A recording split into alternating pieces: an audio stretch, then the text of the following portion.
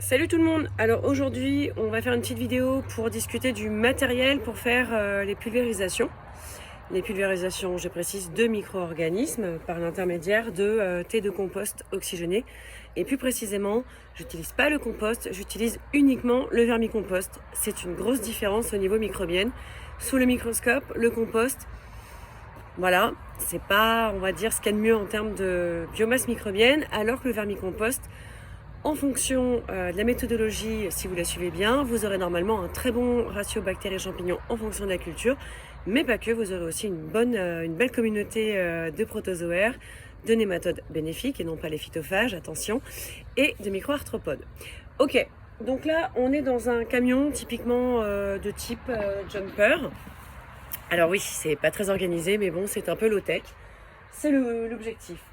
Donc dans ce camion, j'ai attaché ma pompe à air. Alors pourquoi est-ce que je l'ai attachée ici? Tout simplement parce que dans cette cuve, et je vous ferai voir ça plus tard, là je vais partir en pulvérisation. Donc là c'est une cuve de 200 litres. C'est une cuve en inox. À la base, elle sert pour faire du kombucha. Alors je la trouve très bien parce qu'elle est conique. Elle a une sortie d'air ici, donc il faudra un petit peu bidouiller. Vous pouvez trouver dans n'importe quel magasin de plombier les raccords. Vous utilisez un petit peu ici de ce matériel pour pouvoir vraiment éviter les fuites.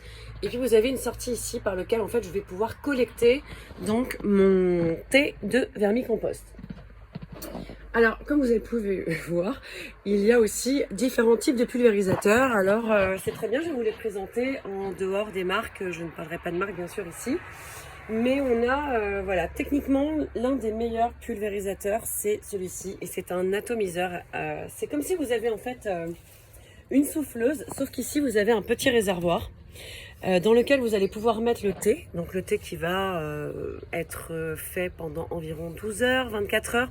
Ça sera à vous de contrôler. Il ne faut surtout pas que le thé devienne visqueux. Si ça devient visqueux, c'est que c'est devenu anaérobie et qu'on n'a pas la bonne population microbienne qui va correspondre aux besoins de nos plantes et de notre sol.